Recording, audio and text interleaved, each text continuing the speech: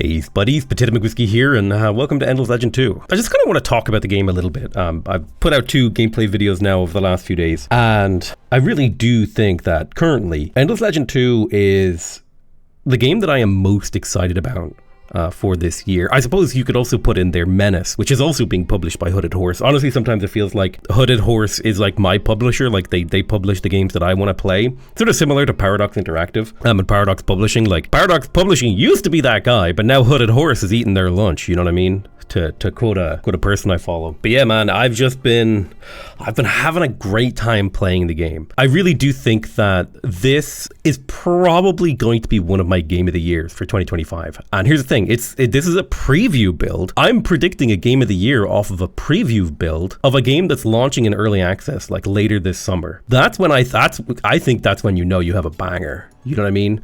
Like, that's a banger game right there. Now, don't get me wrong, okay? There are things about the game that I think need work, right? Like the city UI is not perfect. You know what? That could use a little work, right?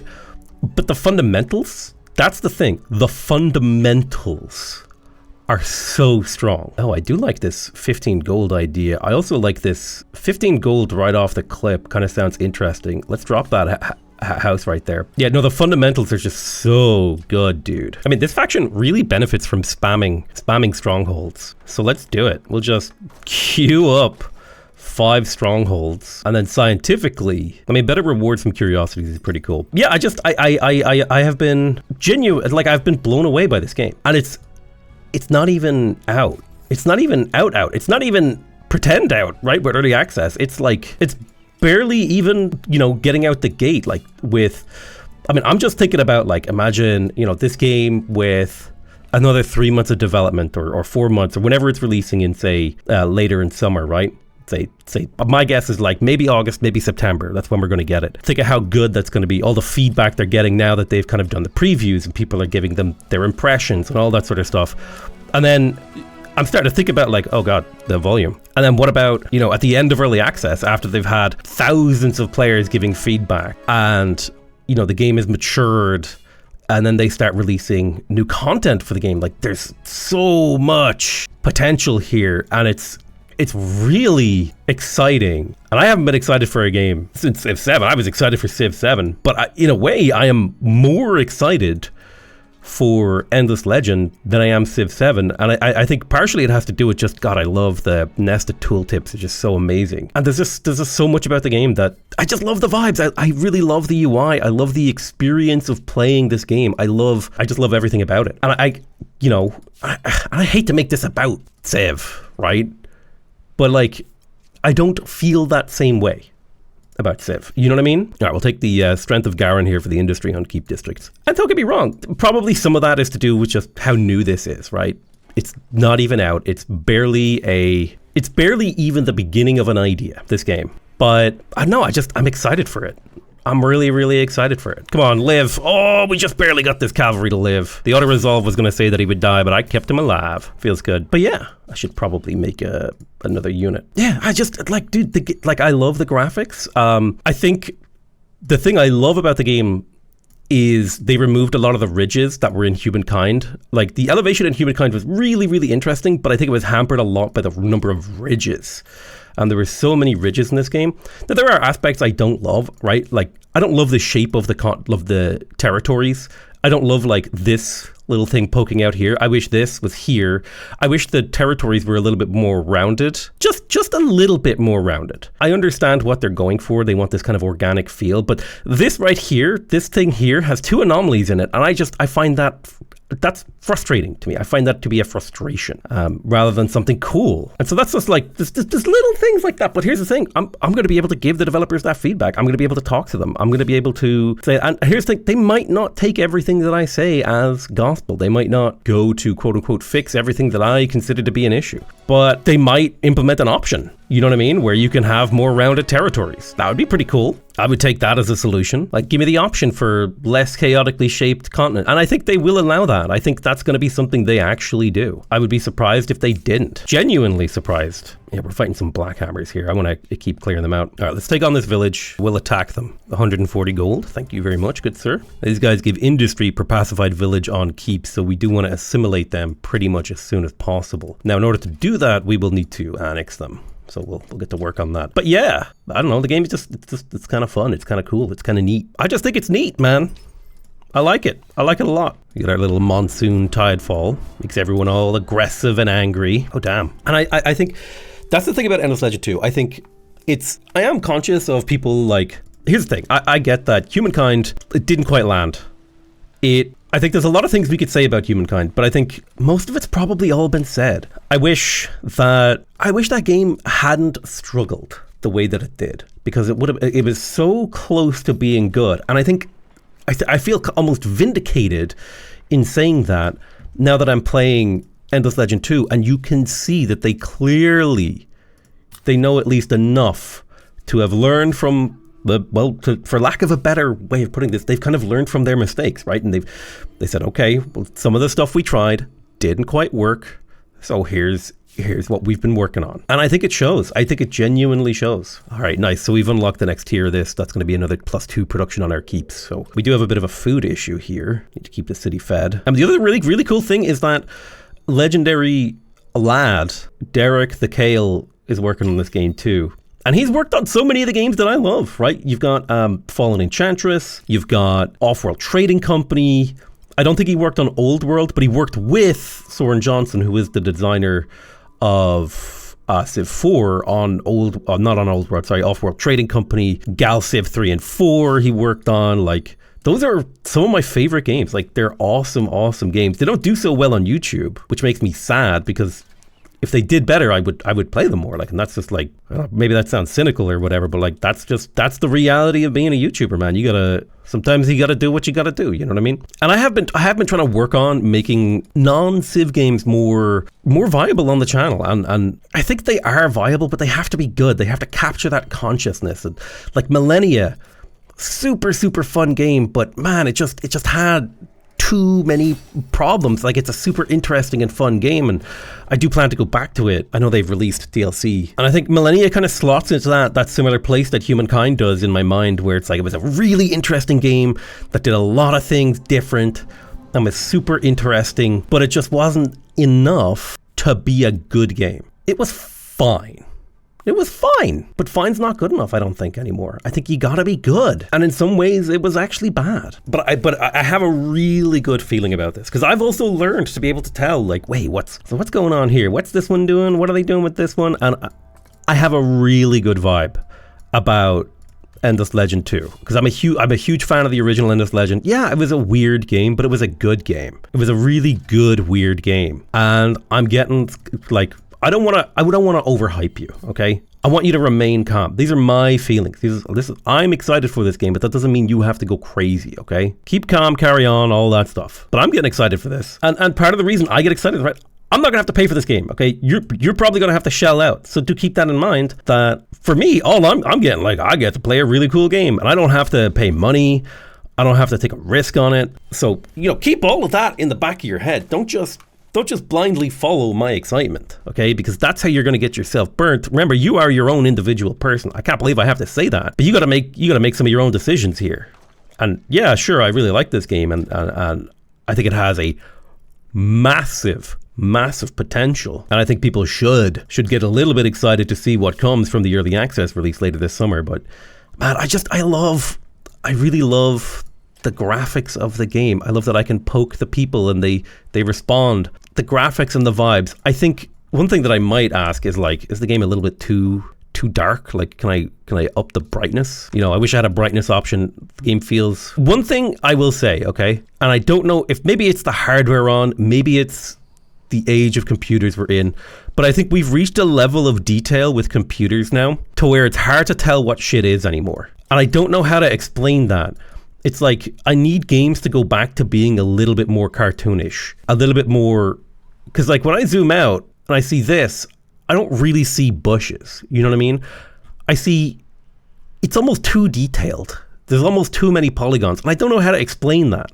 Like, this is very clearly a wall, but it's blocky and chunky. Do you know what I mean? Like World of Warcraft's graphic style, it's very obvious what everything is. That big square axe thing, that's an axe. And I don't know how to explain that in any other way. All right, sick, we annexed a new province so we can start throwing down foundations. All right, sick, now I get 100% approval on my city because my keeps give approval. So now I can just go hog wild making keeps every turn. I think I figured out like a little bit of a busted build. I really like it. I don't know how to tell you. It's just like, this preview build is really good. And here's the thing, I'm going to be going in, I'm going to try and get into the Insiders program. I'm going to try and talk directly to the developers, give them feedback directly about the game. And I'm going to try and help them create this game to be as good as it can be. Because in my mind, I feel like I owe it to the people. I didn't do that with Humankind, you know what I mean? And I feel like I owe it to the people who bought Humankind based on my, initial excitement with the game. So I'm gonna tell you what, I'm gonna put my money where my mouth is. I'm gonna put a lot of effort and time into making sure this game is really good. And when the time comes and you get my thumbs up or thumbs down, you're gonna know that I've been playing and understanding this game, and I'm gonna give you the real shebang. Let's grab some farming. And I'll be able to stand up and say, hey, listen, guys, they listen to the community, and the game is better. Or I can say, listen, guys, these guys, they screwed the pooch. And I don't think they're going to screw the pooch this time, because I think they learned. And I think they're really, really open to listening to player feedback. Like, they have a whole, the Games Together, that whole program for developing games hand in hand with the community, which is something that I personally love. Something I'm a huge proponent of, that you should be engaging with your community early. And honestly, even I should probably do a video sometime where I talk about, Civilization.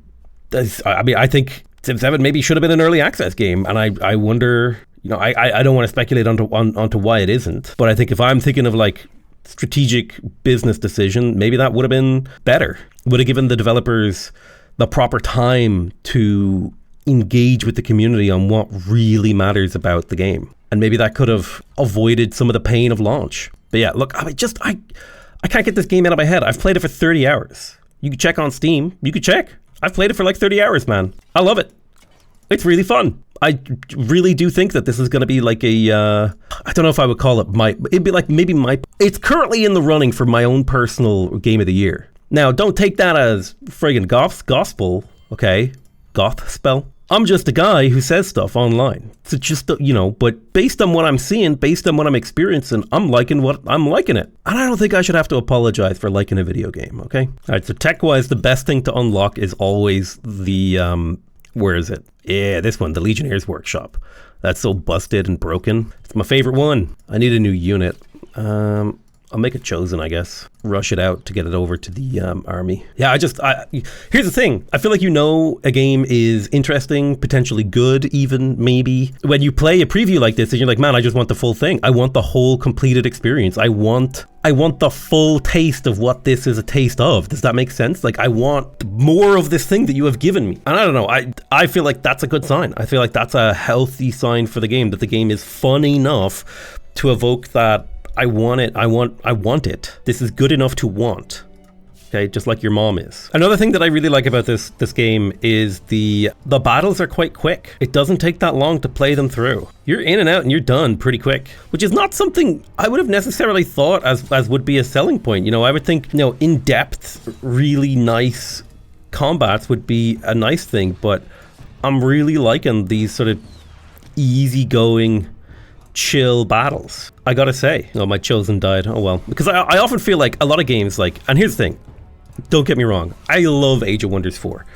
It is like one of my favorite games. I still think there's a lot wrong with that game. And the problem with that game is it's so fun, but it takes so long to play.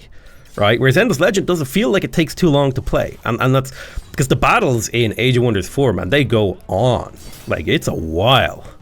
You know what I mean? Like, you're going moving every single unit and carefully managing its facing direction and chaining together spells and debuffs, and it's got a lot of depth if that's what you're looking for, but it just takes a while. you know, and there's something to be said for something that's like quick in and out. You got your battle done, took you about 5 minutes, and you made a few tactical decisions, and you had a couple of combos you could work with, but after that it was like you're good to go. So that's kind of where I'm at mentally. All right, 6. So there's the Legionnaires Workshop. So this should lead to a huge production boost. With 200 production right now, bam, 400. We literally just doubled the city's production, which is absurdity. Yeah, I think this build might be a little bit overpowered, and I'm not really sure what it is that's telling me that it might be overpowered. I think it might be the fact that I just one turn to Chosen. You know what I mean? Yeah. I mean, like, I've even had conversations with the developers and stuff like that, which was really, really awesome. And I think I have a good feeling about this one, guys. All right, hear me out. I got a good feeling about this one, man. I think it's going to be fun as hell. Like, even just playing it, it feels quick. It feels... The vibes are on, man. I like the music. I like the sound effects. I like the graphics. I like the concept. I like the units. I like the vibes. I like the gameplay mechanics. The gameplay mechanics are like one of the best parts. Just the way that everything clips together in a really fascinating, like, you know, you build your empire out of like population, but also minor factions. And then you've got unique technology, but then you've also got like different paths that you can take through the tech tree based on different focuses and emphasis. And yeah, that all just makes me real friggin' happy. Like, here's the thing. I've sunk about 30 hours into the game, give or take a bit, since I've gotten access to it on the preview build. And I want to keep playing. I want more. And it just really bodes well for the game that I'm not sick of it. I actively want more of it. I want there to be more to the game. I get sad when the turn counter, you know, starts reaching 25 and I want to start a new game, because there is just something inherently exciting and fun about a new game. And you know, at one point that's to the game's credit, but also that might be something to be wary of. Maybe I've got like little, you know, early not nostalgia, but you know what I mean? Like, I've got the new relationship energy goggles on, you know what I mean? Like, maybe the game, that new relationship, that new game energy, that can paper over some cracks. And that's worth keeping in mind, man. Keep that in mind. I will say this though, God, I really love playing the Kin of Sheridan. I've got this like really just fortified. I love the fact that their economy runs off fortifications. Like, it's really, really super, super fun. It's a really cool gameplay mechanic. Oh, the military presses of the influence building. That makes a lot of sense. I was wondering where it was. I kept searching around for it. I found it. Yeah, I think I don't know. I'm trying to think, like, does Endless Legend do anything that is particularly groundbreaking? And I don't know that it does. I don't know that it does anything super groundbreaking. I think what is really nice about Endless Legend is that it is its own unique property. It's not like, oh, here's, Star Wars 4X game, that would be cool. Don't get me wrong. I would play a Star Wars 4X game, but there is also value in there being these sort of like indie properties that aren't that, that it is its own thing. It is its own vision, and Amplitude has and should have a reputation for being kind of pioneers, even when being a pioneer is dangerous, scary, and ill-advised. You know what I mean? Like, I'm not trying to crap on them here, but you could say what you like about them, but, calling them cowards is not one, because they have taken incredibly brave risks with their gameplay mechanics in almost every single one of their games. They've always tried to do something new and unique here. And I think really, really what makes me like Endless Legend 2 is not that it's doing anything new. I don't know if it's doing anything especially. All right, let me be clear. There are things that the game is doing new that should be lauded. Okay, you've got the incredible Tidefall mechanic that is easily one of the coolest parts of the game. Easily, okay? But take, for example, you've got the Tidefall mechanic, okay? Super innovative, super interesting. I'm on board. That's a very unique thing. No other game has done that to my knowledge. But what Endless Legend really does is that it takes the lessons of previous 4X games made by Amplitude and other development studios and really leans into them. It really says, we have learned, we have grown, and now let us cook, okay? Let us show you what we have learned. Let us show you just how good we can be. And that's kind of what excites me, is that there's something here that is really crunchy and really weird, but also somewhat refined. And I mean, like, here's the thing. This game is in preview. It's not even in early access, man. And it feels so good to play. It feels so good to play. Like, it's so good to play. I'm having a blast playing the game. And I'm just like, I'm not even playing it super hard. I'm just chilling, talking about the game while I play it. And I'm having a lot of fun because I'm spreading my fortress of fortitude or whatever across the lands. And that's fun as hell. And so I'm really excited and intrigued by the other possibilities that this game offers, right? Like, this is only 2 of, I bet there's probably going to be at least like 6 factions in the game. That's like a ballpark, because Endless Legend 1 had so many. And the other really awesome thing about this, it makes me want to go back and play Endless Legend 1 again and like make a big old empire. Just crank it out. But I really do think that this game is better than Endless Legend 1 already. Not like, obviously it's hard to compare a fully launched game with like years of DLC and years of updates and patches and community support and mods and all these sorts of things. But what I like about this is the things that frustrated me about Endless Legend aren't here. And that would require me to go into a deep dive, probably, to really, hone down on what are the things that frustrated me about Endless Legend. But I think really just the summary there is those things that frustrated me aren't here. And that is a good thing. Because man, did I find those certain aspects of that game frustrating. Like just from like an onboarding perspective, trying to get the grips with all the game's mechanics because it's so unique and interesting. There is one area where I think this game is a downgrade, and that's because you don't have governors as leaders anymore. But I think the developers are aware of that, and they're gonna try and come up with something that scratches that itch without bringing back the problematic gameplay patterns that were present with governors before. I think the council is sort of in the right direction and only needs like probably a few tweaks. It probably just needs a few tweaks and then it's good, more or less. If I was Dr. Stone, man, I would say get excited. I think it is time to get excited. I think this game is worth getting excited about. And don't get me wrong, it has some of the classic problems that all 4X games are going to have. When you have production as a resource, it becomes the most important resource in the entire game. It just is. It snowballs. Production is just like, I would be, now if Amplitude wanted to big dick it, for lack of a better word, right? If somebody out there made a 4X game without production as a resource, and you made a good one, that in my opinion is how you big dick it. That's how you show the world that you know what you're doing. Because if you could make a really good 4X game without a production mechanic, without like a production, and that's what I think Old World does, because it redefines how production works. And I think that's why, partially why Old World is such an interesting game, because specializing your cities becomes a real thing that you are super incentivized to do in a way that a lot of games don't necessarily reward or encourage you to do. Oh, look at that. Military school is going to get us so much influence, as will the Institute of Civil Defense. But we do need to buy like so much. Like going to devour the Lazuelin of the world's reserves of Lazuelin. I think fundamentally what's here though is just a really satisfying 4X experience. It's just really fun. Like that's just, I don't know what to tell you, man. I'm having fun playing it, and there's a part of me that there's part of me that doesn't want to stop playing it, right? And then there's also a part of me that wants to stop playing it so I don't spoil it for myself when the new patches come out, when the new updates come out.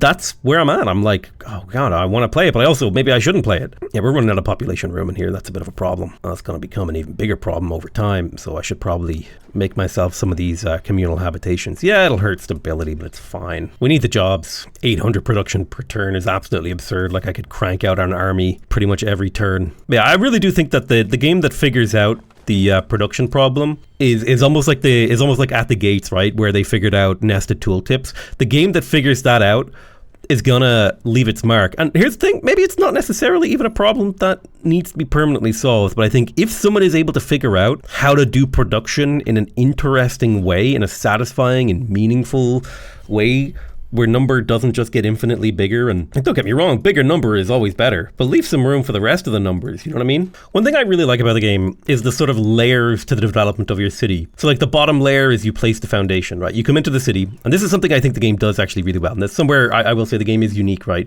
Because you lay a foundation, and then you build a district on a foundation.